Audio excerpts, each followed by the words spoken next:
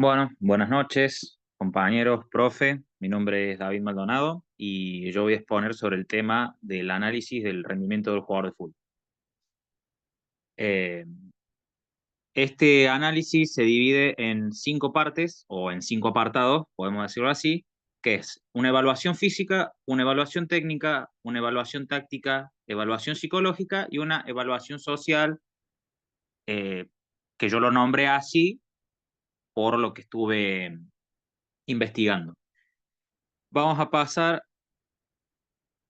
a presentar, eh, bueno, como una pequeña introducción, lo que yo puse es que el fútbol es un deporte que combina las habilidades técnicas, el entendimiento táctico, las habilidades físicas o las capacidades físicas, la capacidad psicológica del jugador, y este análisis requiere de múltiples disciplinas que se aplican al fútbol para poder hacer un análisis bien completo del perfil del jugador en todo lo que como jugador representa.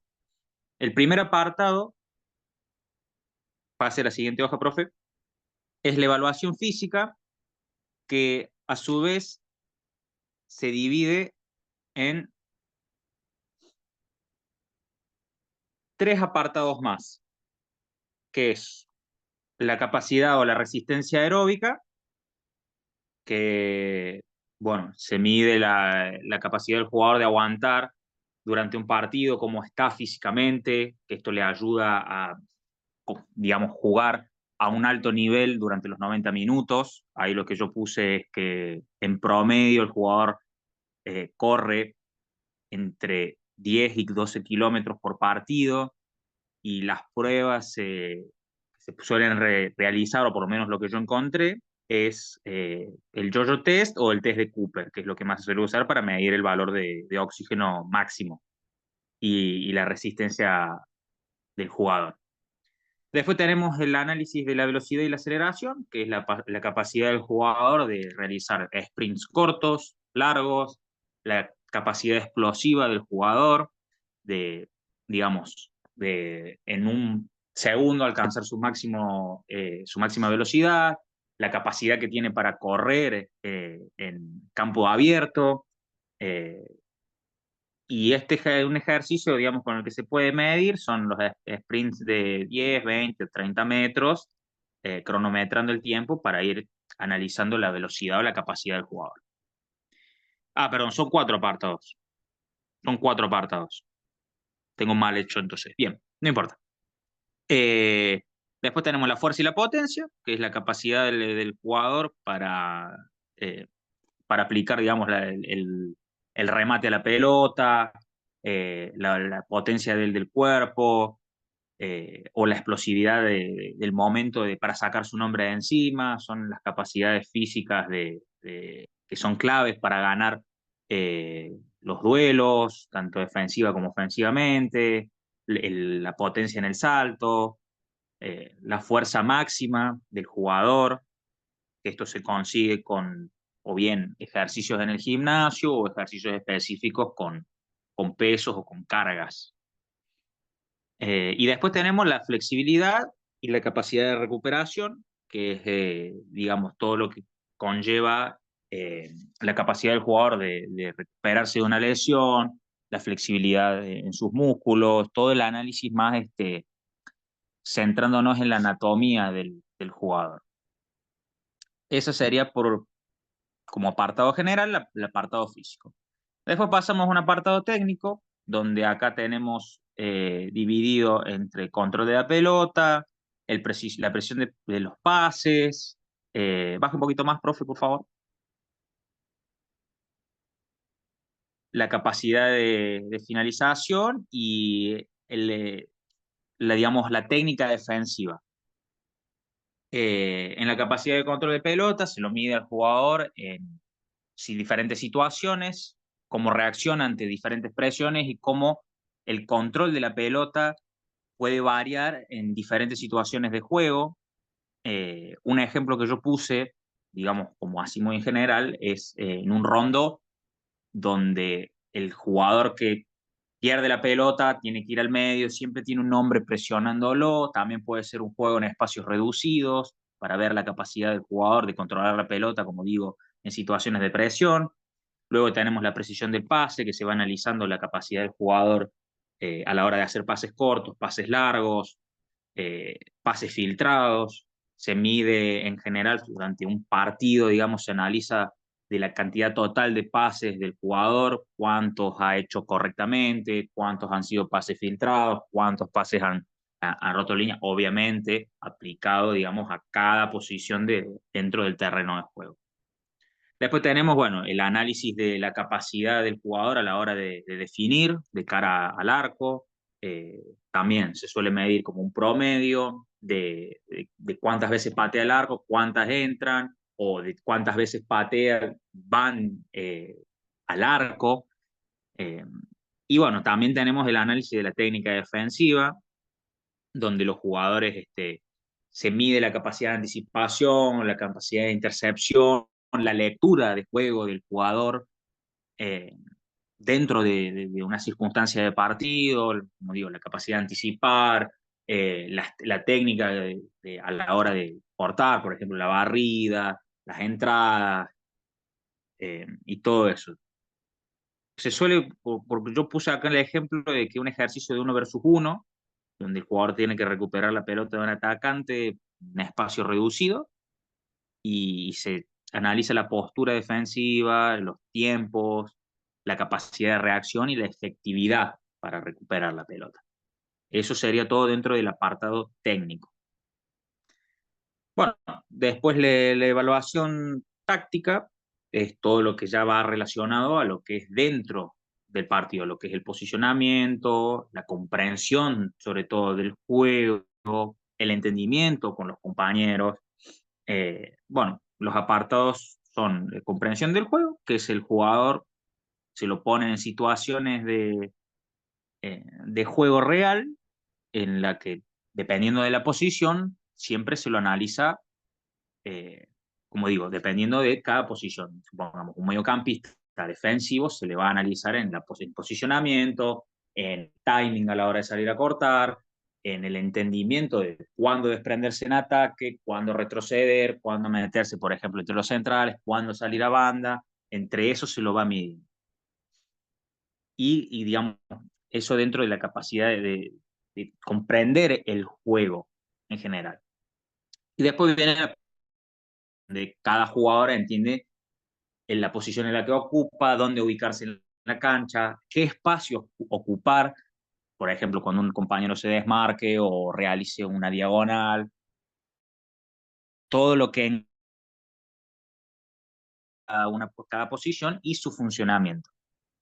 Y después, bueno, en la toma de decisiones, entender la velocidad del jugador o cómo está a la hora de, bajo la presión, digamos, del juego mismo, dentro de todo lo que respecta a un partido de fútbol, la capacidad del jugador de realizar buenos pases o una buena definición, en general todo lo que engloba a la toma de decisiones dentro del juego. Por lo general, en el análisis táctico siempre se lo suele medir a los jugadores en situaciones más de juego, que digamos se lo suele medir en cómo se desempeñan en los partidos y todo lo que engloba, digamos, al juego. Después pasamos a la evaluación psicológica, donde los apartados son la concentración, la confianza y la actitud, y baje un poquito más, profe, la resiliencia emocional. ¿Qué quiere decir? Bueno, la concentración es la capacidad del futbolista de estar metido dentro del juego durante los 90 minutos, a pesar del cansancio, a pesar de la circunstancia del partido, de estar siempre concentrado. Se mide al jugador dentro de, ese, de este apartado, como digo, la capacidad de concentrarse en el partido, de estar metido en él y de dar, digamos, el 100% de él mentalmente durante los 90 o 120 minutos que dura el partido. La confianza y la actitud del jugador es, digamos, que ver que el jugador eh, cada vez que realice una acción lo haga con confianza, que por mucho que pueda llegar a equivocarse o cometer algún error, sea capaz de levantarse a sí mismo anímicamente, de, digamos, de decirse, bueno, la próxima va a salir y que tenga esa capacidad para siempre hacer las cosas, tratar de ir siempre hacia adelante, de tratar siempre de hacer todo bien y nunca tirarse abajo. Y bueno, después viene la parte de la resiliencia emocional, que es la capacidad del jugador, cuando las circunstancias son adversas, de sacar fuerza de la adversidad, de poder sobreponerse ante un error, ante un resultado negativo, ante una situación de desventaja, todo lo que conlleva a la capacidad de sobreponerse ante, como dije, una circunstancia adversa, pero quisiera usar otra palabra, pero no me sale en este momento. Bueno, y pasamos al último apartado, que es la función social o la evaluación social, que es la capacidad del jugador de trabajar en equipo, cómo se desempeña, cómo interactúa con sus compañeros, si es capaz de él fomentar un aumento en el rendimiento de sus jugadores o si al contrario genera un efecto negativo que los va tirando abajo, que no puede sacar más de sus compañeros y cómo se desempeña dentro de ellos. Si es un buen compañero o si por ahí es un jugador más egoísta, un jugador que suele tener problemas, como los hay en muchos casos. Y bueno, la capacidad de liderazgo, que es tomar ese rol, de se lo mide al jugador con la capacidad de tomar ese rol, de decir, bueno, yo me planto, soy yo el que tiene que liderar, entonces yo tengo que dar el ejemplo al resto de mis compañeros de cómo hay que hacer las cosas o servir de ejemplo de cómo no hay que hacer las cosas. Y después, como una pequeña conclusión, eh, digamos, fue un poquito larga la conclusión que puse, pero esto lo voy a leer, que puse, es el análisis, el análisis del rendimiento de un futbolista es fundamental para comprender las diversas dimensiones que influyen en su desempeño dentro del juego. A través de la evaluación física, técnica, táctica, psicológica y social, los entrenadores y el cuerpo técnico podemos obtener una visión clara y detallada de las fortalezas y debilidades del fútbol. Este enfoque, que yo lo llame multidimensional, busqué si existía realmente la palabra, no solo nos permite mejorar el rendimiento individual, sino que también contribuye a la cohesión del equipo y a la implementación de estrategias más efectivas. El proceso de análisis apoyado en pruebas específicas y ejercicios enfocados ofrece datos cruciales que ayudan a tomar decisiones informadas sobre el desarrollo del jugador. O también, esto es un agregado que le hago ahora, a la hora de analizar cierto perfil de jugador que el equipo necesita para traer. Como por ejemplo, mediante la evaluación física se puede ajustar el entrenamiento para mejorar la resistencia, la velocidad o la fuerza. Mientras la evaluación técnica nos proporciona información sobre la precisión, los pases, la efectividad de finalización y así poder adaptar nuestros ejercicios a tratar de mejorar en esa área. Asimismo, la evaluación táctica y psicológica nos ayuda este, ayuda al jugador a que esté preparado no solamente físicamente, sino que también a la hora de estar mentalmente bien despierto y bien concentrado para tomar decisiones rápidas y saber manejar esas situaciones de alta presión que viven día a día. Y por último, bueno, las sociales y de liderazgo nos permiten construir equipos que sean unidos y en el que haya siempre una buena cohesión de grupo. Jugadores capaces, que sean capaces de influir positivamente en sus compañeros y asumir la responsabilidad cuando sea necesario. En conjunto, este análisis es profundo y detallado y se convierte en una herramienta esencial para optimizar el rendimiento de los jugadores, no solo mejorando sus habilidades individuales, sino que también fortaleciendo la dinámica colectiva que lleva a un equipo al éxito. O sea que es todo un conjunto de cosas que ayudan a que no solamente un jugador esté apto para jugar, sino que también ayude al equipo y sea, digamos, como encajar una pieza en, por ejemplo, un motor roto o un reloj roto que ayude a un buen funcionamiento correcto. Muy bien, David, muy bien. No sé si algún compañero quiere hacer alguna pregunta o quiere contribuir con algún dato. Si no, lo liberamos a David. Excelente, David.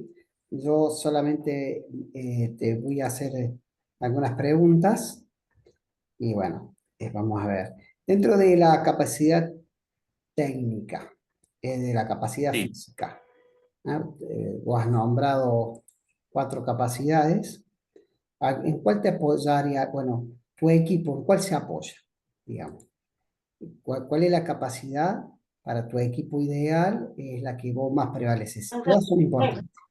Todas son importantes. Y para mí equipo particularmente sería la resistencia, La la resistencia. capacidad aeróbica, Ok, digamos, la resistencia que pueden correr durante los 90 minutos, presionar, bueno, el estilo que me gusta a mí es el de presión alta. bien. Vamos con la segunda. Dentro de lo que es la capacidad técnica, dijimos control de pelota, precisión en el pase, finalización y el aspecto defensivo. ¿En cuál te paras, digamos? Y siendo un equipo que presiona ya de por sí, me gustaría tener un equipo que sea capaz de un buen control y una buena capacidad de pase, combinado también con el buen posicionamiento, digamos, del equipo, digamos, que cada uno entienda su rol, su función, todo. Ahí ya te metiste en la parte táctica, te adelantaste, pero Sí. muy bien. Dentro de la psicología, concentración, confianza, actitud, resiliencia, ¿en cuál te paras? Y yo creo que para mí las tres son fundamentales, pero si yo tuviese que elegir una o dos, yo destacaría lo de la capacidad de concentración y la resiliencia. Bien, perfecto. Y creo que en bueno, la otra ya es una cuestión más de trabajo en equipo, liderazgo. Eso, si tienes algo más para aportar, y vemos si algún compañero quiere hacer alguna pregunta. Bueno, perfecto, David. Excelente tu exposición, el trabajo de investigación. Lo único que faltó ahí al último es el tema de la bibliografía, Sí, que después se lo puedo agregar, pero sí, excelente sí. tu trabajo, ¿eh? Muy bien. Vale, muchas gracias, Fabi. No, por favor. Bien. Bien. Buenas noches a todos los que están viendo esta charla, profesor, compañeros. Mi nombre es Ignacio Mancilla, soy técnico nacional de fútbol, cursando actualmente la licencia Pro. Este es un trabajo para la materia del profesor Fabián Ruiz en carácter de la materia dirección técnica. A mí me tocó el tema de la elección del capitán dentro de un grupo.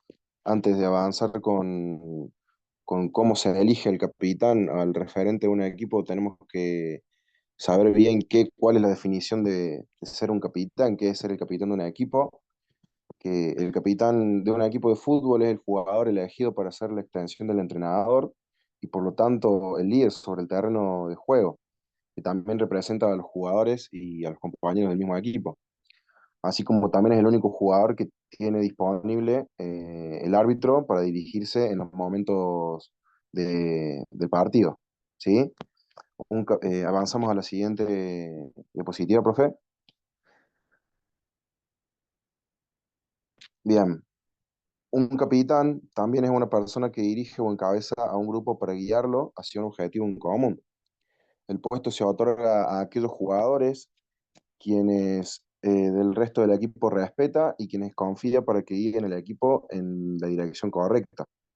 Este puesto conlleva una gran responsabilidad porque ser el capitán eh, da por sentado que tiene que rendir cuentas ya el equipo ande bien o ande mal, siempre es la cara del equipo que sale a hablar ya sea a defender o a dar distintos puntos de opiniones, siempre, y es como la voz de mando, la voz que se respeta siempre dentro de ese grupo, que tiene que ser siempre cuando da una opinión, que la opinión sea siempre eh, en relación a lo que el grupo quiere y no en relación a lo que un jugador o un grupo de jugadores quieren. Eh, Pero la personalidad, la voz de mando, la capacidad de comunicación, la habilidad estratégica, la responsabilidad y el equilibrio emocional para mantener el control y manejar las situaciones más tensas del partido son las capacidades y las cualidades que un líder, que un capitán debe tener sí o sí para poder llevar el mando de un grupo.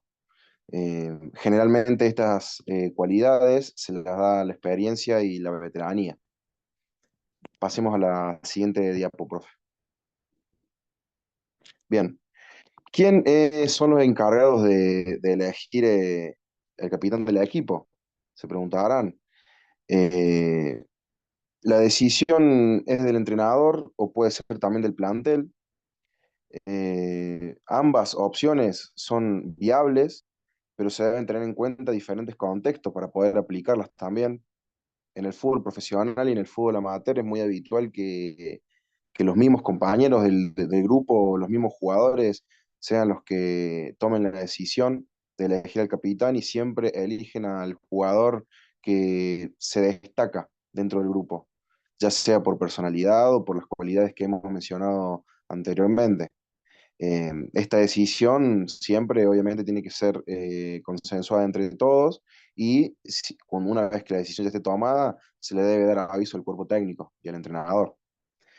Pero en el fútbol juvenil, lo que se recomienda, que es en el mejor de los escenarios, es que el DT sea quien elija el capitán, ya que en el fútbol juvenil, en el fútbol infantil, como bien dice el nombre, son periodos de jugadores que están en proceso de aprendizaje, tienen que aprender a pasar por todos los puestos de la cancha, por todas las situaciones de juego, ya sea, todos tienen que tener la posibilidad de ser el capitán para que puedan tener esa experiencia de sentirse responsables del grupo y de las ideas que el entrenador propone también. Se valoran mucho los aspectos antes mencionados a la elección del capitán también, pero también en este caso, cuando se trata de fútbol infantil, se pueden tener otros rasgos también como el compañerismo, la responsabilidad, el estar siempre atento en los entrenamientos, ya que es una edad muy complicada donde la mayoría de los chicos se dispersan. También se le pueden sumar acciones ajenas al fútbol, como las calificaciones escolares. En edades formativas, como decía, lo mejor es que el entrenador lo designe eh, y designe siempre un jugador diferente en cada jornada de partido, así cada jugador puede tener la experiencia de justamente llevarlo hacia el brazalete de capitán y ser el que guíe y comande el grupo.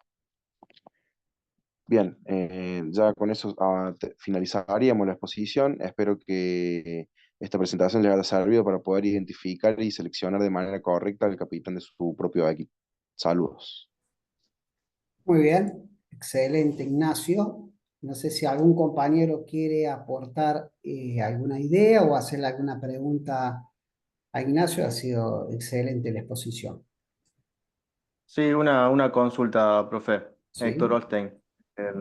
Muy buena la exposición, Nacho. La verdad me gustaría consultar. Hola, bueno, uno decide, pues lo puede decidir el grupo o el técnico, ¿no?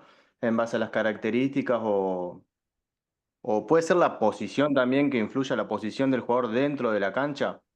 Yo quiero dirigir la pregunta que entiendo que vos sos arquero, Nacho. Si un Sí. arquero puede ser eh, capitán, no digo que no, obviamente hay arqueros que han sido capitanes, ¿no? Y son, pero para lo que es el desarrollo del juego y dentro del equipo, digamos, dentro de un partido, digamos, si es Sí, bueno o no. yo creo que hoy en día influye mucho la posición, más que nada por las últimas reglas que han salido en el nuevo reglamento de que ahora está incluida la zona de capitanes y si lamentablemente tenés un capitán que está en el puesto del arco, es muy difícil porque el capitán tiene que siempre salir, si se pasa alguna situación tensa o el árbitro tiene que comunicarse con alguno de los jugadores, tiene que ir el arquero hacia donde está el árbitro y se pierde un montón de tiempo. Hoy capaz que sea un limitante. No obstante, yo creo que no es de mucha importancia darle a quién se le da la cinta, sino siempre sea el jugador que destaque por los rasgos, como lo mencioné, de la responsabilidad, de que el equipo se siente identificado con ese jugador, ya sea arquero, defensor, porque también con el mismo reglamento, también como un poco contradiciendo lo que yo decía anteriormente, el arquero también, si el arquero es capitán, él puede elegir a un segundo mando, a alguien que cederle el mando para los momentos de que ahora está la zona de capitanes, puede ir el delegado del capitán, avisándole obviamente previamente al árbitro, Cierto. para que sea a cargo de la situación, pero el capitán sigue siendo el arquero, digamos. Sí, sí, me había Pero sí, olvidado eso. Bien, em, yo quiero aportar algo con respecto a esto. Yo creo que tiene que ver un poco, primero que todo, el capitán, estamos hablando de jugadores mayores de edad, ¿cierto? Principalmente 17, 18, 19 años para arriba. Yo creo que tiene que ver principalmente en el momento de elegir. Yo creo que lo más importante es elegir al que realmente sea el capitán. ¿Cuál es la diferencia notoria? Es que hay un arquero y 10 jugadores de campo. Entonces, la diferencia es 10-1.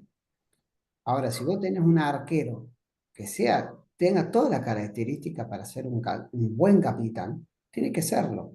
Creo que con respecto al reglamento, no sé, a lo sumo tendrá que correr 100 metros para poder hablar con el árbitro, en el caso que sean los tres extremos, ¿no? Pero también tiene una cuestión de estrategia el puesto de arquero. El arquero tiene la posibilidad de ver todo el juego desde su posición, ve el resto de los jugadores. Es el único jugador, los dos arqueros son los únicos jugadores que ven todo el partido completo desde la posición. También eso también lo puedo llegar a considerar hasta estratégico si quiero. Eh, pero bueno, son opiniones, pero yo creo que lo más importante es que ustedes establezcan el capitán como aquel que pueda ayudarnos dentro de la cancha, pero también es un referente importantísimo dentro del plantel. No sé, Edgar, creo que querías opinar algo. Sí, sí, buenas noches. Con respecto al tema del capitán, hoy en día, a ver, la situación que me tocó pasar a mí. Yo cuando agarré la categoría que estoy dirigiendo ahora, estaba de capitán chico, un volante central, que no tenía, a ver, no tenía ese carácter, esa personalidad que tiene que tener un capitán. Un ejemplo, él cualquier cosa, cualquier frustración agachaba la cabeza. En cualquier situación él agachaba la cabeza. Y bueno, es una de las cosas que un capitán no puede hacer. Hablé con el profe que él lo tenía y le comenté por qué él era capitán y me dijo que no, porque él es un chico que entrena siempre, que es muy buen compañero. Le digo, sí, profe, le digo, pero me parece que no es el capitán ideal para mi punto de vista, le digo, porque a ver, si nosotros tenemos el capitán a un jugador que ante el mínimo error suyo o del compañero agacha la cabeza, le digo, no genera confianza. Y bueno, y hablé con él, lo entendió y cambiamos de capitán, Bien, cambiamos, lo charlamos, lo hablamos y lo evaluamos entre todos. Pero hay otra situación peor, no peor, sino digamos que todavía nosotros no encontramos un líder en la cancha. Yo he cambiado de capitán, a ver, una, dos, tres veces, porque no hay chicos o no tienen carácter, bien. no tienen personalidad o no se animan, digamos, a ¿Qué transmitir o edad a tienen, Edgar? ¿Qué edad tiene a Edgar? ¿Qué edad tienen los 16, jugadores? 16 años, Bien. Bueno, sí, habría quinta que división. ver, en todos los equipos hay líderes, eso les aseguro, digamos, relacionando el líder con el capitán. El tema es que, bueno, hay que también propiciarle el espacio necesario para que puedan desarrollarse, eso también importa. Sí, sí. Pero bien, vamos, porque tengo varios grupos. Ignacio, excelente, lo tuyo.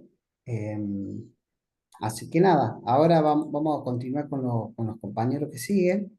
Y nada, después vamos a estar pasando la nota. Dale, Ignacio, muchas gracias. Excelente lo tuyo. Perfecto, gracias, profe, gracias a usted. Gracias, chicos. Bien, Bueno, buenas noches. Mi nombre es Nicolás Farías. Bueno, a mí me tocó el tema conflictos en el fútbol, así que vamos a hablar un poco del tema. Bueno, los posibles conflictos que pueden tener entre jugadores y el entrenador. pase el siguiente, profe. Las razones pueden ser en los estilos de comunicación, que a lo mejor un jugador puede expresar algo de una forma y el entrenador puede interpretarlo de otra, y a lo mejor en ese caso se puede llegar a haber un malentendido entre una cosa y otra, y puede ser también causa de un principio de un conflicto. Después está la búsqueda del poder, que sería como ver, hacer que el jugador piense que tenga la razón, o el técnico piense lo mismo. Eh, Ahí sería el caso de ver quién tiene el poder, como quien dice, del liderazgo en el equipo. Después está la insatisfacción con los diferentes estilos de opción de cada uno, que es justamente cuando no está satisfecho con los estilos de opiniones que tienen los distintos jugadores o representantes, etcétera. Bien, la claridad de emisión del mensaje, que es justamente cuando, como había dicho antes, no te expresas de una forma en la cual el jugador o el técnico te lo puede llegar a interpretar como vos lo querés explicar, como vos lo querés hacer entender. Entonces, ahí puede llegar a haber un entredicho y puede generar el conflicto entre este jugador y los demás, o puede hacer que una parte crea en uno, otra en otro, y generar conflicto entre ellos mismos. Bueno, está la carencia de apertura y también la forma de pensar de cada uno, porque no todos interpretan lo mismo en base a la conversación en la cual se habla. A ver, pasemos a la siguiente. Bueno, ahí sale claramente el enojo, ponerle de Tevez con su entrenador, de Ibrahimovic cuando sale enojado, nada más que no lo hace notar, pero te das cuenta cuando agacha la cabeza y no lo mira el entrenador. Y después el de abajo es cuando el jugador agacha la cabeza y lo saluda, como diciendo, no me queda otra, porque si no queda mal con el hincha. Ahí está, fácil, profe. Después, bueno, tenemos técnicas para manejar los conflictos, que pueden ser analizar, diagnosticar los problemas, reconocer las actitudes que generaron el conflicto y buscar las alternativas de acción, que serían ver qué es lo que sucedió, preguntarse por qué pasó y buscar alguna solución para poder resolver este conflicto que puede llegar a haber entre un entrenador y el jugador.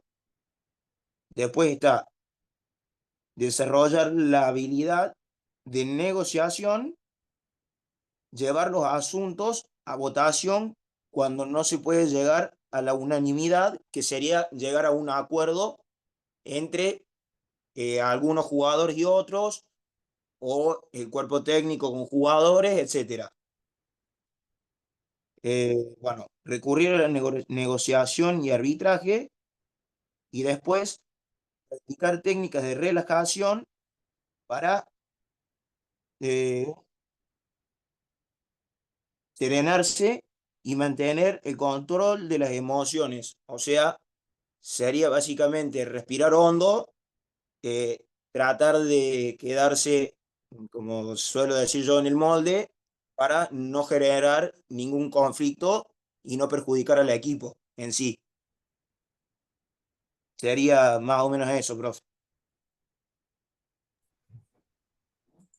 Excelente, muy bien, muy bien. Bueno, no sé si algún compañero quiere hacer algún tipo de preguntas a lo que ha hecho Faria Nicolás. ¿Alguno que quiera cortar algo, hacer una pregunta? Yo voy a hacer una observación solamente. ¿sí? Nico, con respecto a esto de llevarlo a una votación, a un conflicto. Parece que los conflictos, a excepto de tomar algunas decisiones, decir, che, viajamos un día antes, un día después, ¿qué les parece a ustedes? Alguna cuestión que engloba todo, puede ser que hagamos una cuestión de votación. Ahora un conflicto no lo llevaría hasta ese nivel de que cada uno opine y después votemos todo. Un conflicto entre partes menos, ¿se entiende? Claro, ¿Mm? sí, Yo no lo llevaría, y mucho menos en edades tempranas, si fuera en edades tempranas, ¿no? claro, Eso, yo creo que los conflictos hay que tratar de solucionarlos de forma, si son de equipo, bueno, lo solucionamos los problemas del grupo. Si son problemas individuales, lo tratamos de claro, solucionar. pueden ser interinos o extra futbolísticos, sí. Pueden ser fuera del ámbito del equipo, fuera de la institución, sería. No, por ejemplo, qué sé yo, algún inconveniente que hayas tenido de conducta de un jugador dentro de un partido. Y para el Sí, jugador, sentir, no, profe, yo actué, no actuaste bien. Bueno, vamos a ir a votación, a ver quién opina que... No, no, eso no. Eso es un lineamiento que tenés que bajar vos como entrenador y no se pone ni siquiera en discusión ni en aprobar o desaprobar por el lado del compañero. Es un conflicto que vos podés solucionar. Ahora, no llegando a ser un problema, pero vamos a decir, che, muchachos, a ver, ¿qué opinan ustedes? Eh, ¿Hacemos un asado el viernes o el jueves? Bueno, por ahí podemos votar algo de eso, pero no es un conflicto, no es un problema, ¿sí? De última, si fuera algo que tenés que decidir, siempre lo decidís vos, ¿cierto? ¿Mm? sí, Pero sí, sí. bueno, Nico, excelente, perfecto. ¿Algún compañero quiere hacer alguna acotación, pregunta? ¿Nadie? Bueno, perfecto. Vamos a... Bueno, buenas noches a todos. Soy Rodrigo Herrera, director técnico nacional de fútbol. Estoy cursando la licencia Pro. Bueno, el tema que me tocó a mí en el trabajo de la materia del profe Ruiz es el trato individualizado. Yo lo enfoqué a lo que es el trato individualizado con el jugador de fútbol. Ahí como muestra la segunda diapositiva. Y bueno, yo las fuentes de la info que voy a compartir es lo que fue, lo que he tenido los distintos profes en los 3 años de carrera que llevamos, algunas fuentes de internet y también busqué algo, hice algunas preguntas en lo que es el chat GPT, para sobre todo los lineamientos que vamos a ver en la próxima diapositiva.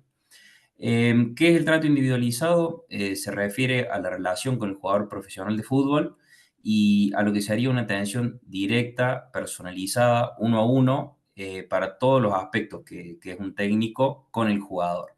En lo que se trabaja en el día a día, lo que se entrena, lo que se busca a nivel partido y tanto en la parte futbolística como está muy en vilo hoy en día el aspecto personal y emocional de lo que es el trato con cada jugador.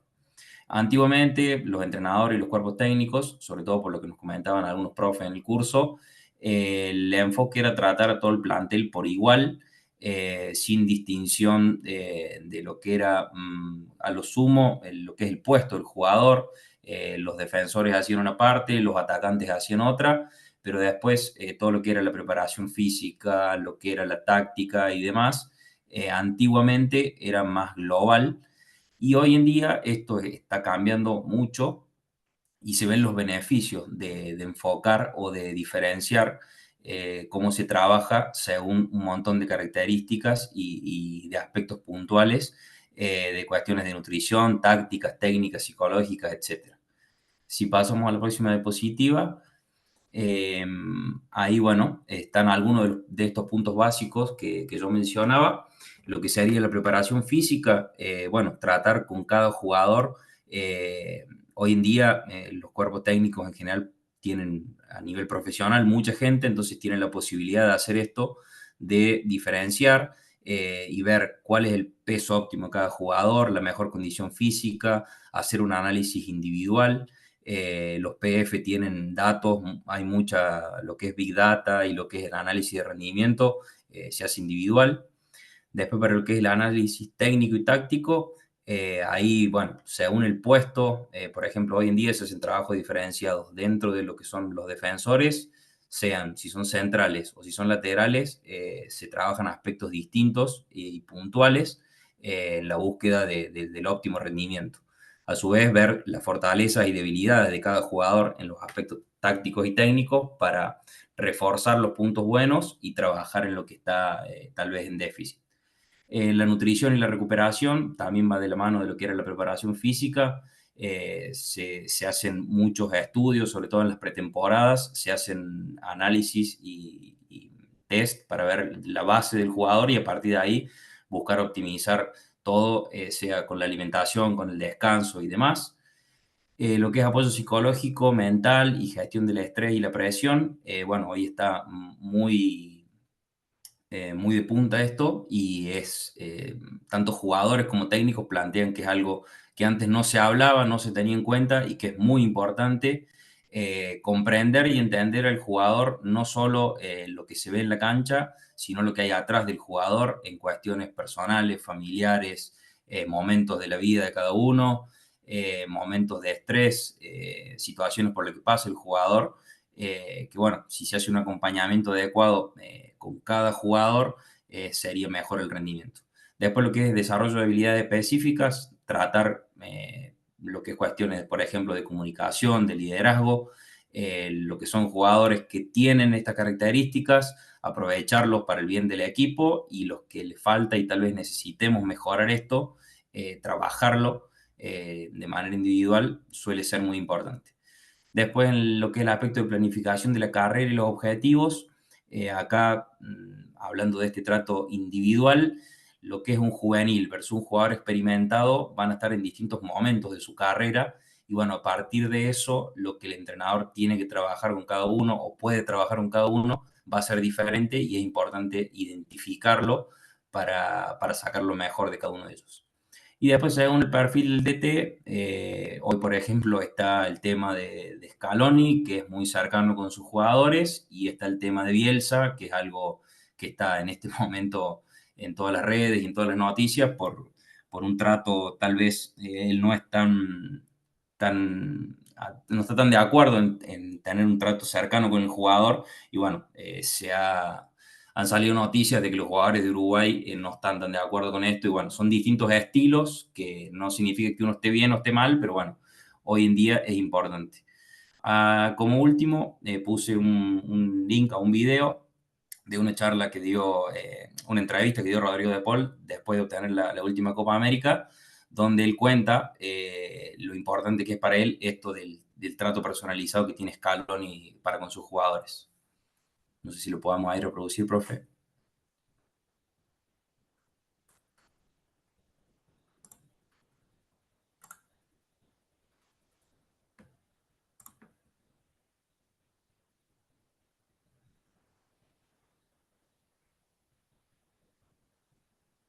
Hagamos tratar de ponerle el sonido. Bien. Todos iguales, yo los trato a todos igual. Los jugadores de fútbol no son todos iguales, perfecto. Uno necesita ser más cercano. A mí, por ejemplo, a mí me gusta mucho la cercanía, el cariño, yo me muevo mucho por el sentimiento. Hay otros que prefieren que le diga buen día y no le hable más, y después saber si juegan o no el día de partido. Y él tiene eso, es con todos diferente. Todo lo contrario a cómo se utilizó durante muchos años el fútbol. Él, con uno habla más, a mí me pregunta, por ejemplo, me dice, charla a las 3. Ok, bajo, hablamos cero de fútbol. Cero. Y tu vida, y lo personal, y cómo estás acá. Y es tipo una chat, bajá que a las 3 charlamos mano a mano. Claro, viste, en su sala de videos, y viste, vos te sentás como a ver cuando arranca el video de qué hice mal y qué hice bien. No, tele apagada y esto y lo otro. Y nada, 1 hora, 1 hora y media, 2 horas, que a mí me encanta, porque yo genero un vínculo y creo que inconscientemente, cuando vos generas un vínculo mucho más cercano, siempre das algo más, ¿no? O sea, como en los lugares de trabajo donde te sentís cómodo, termina siendo mejor que en un lugar donde vas medio obligado. Y bueno, él tiene eso, que con cada jugador sabe qué punto tocar para que nosotros nos sintamos queridos o cómodos o en un ambiente de trabajo mucho más saludable. Antes se decía mucho como los técnicos te decían, para mí son todos iguales, yo los trato a todos igual. Los jugadores de fútbol no son todos iguales, perfecto. Ahí está repitiendo, Bien. ahí está. Bueno, eso un poquito mostraba esto que pude averiguar o que estuve investigando un poco. Como digo, no significa que haya una receta puntual, pero hoy en día entiendo, o yo estoy de acuerdo con esta mirada de personalizar el trato con el jugador, lo cual permite sacar mucho más réditos y hacer más eficiente a cada jugador en búsqueda de su objetivo individual y por ende del objetivo grupal o del equipo. Muy bien, Rodrigo. Muy bien. ¿Algún compañero que quiera hacer algún tipo de pregunta o acotación?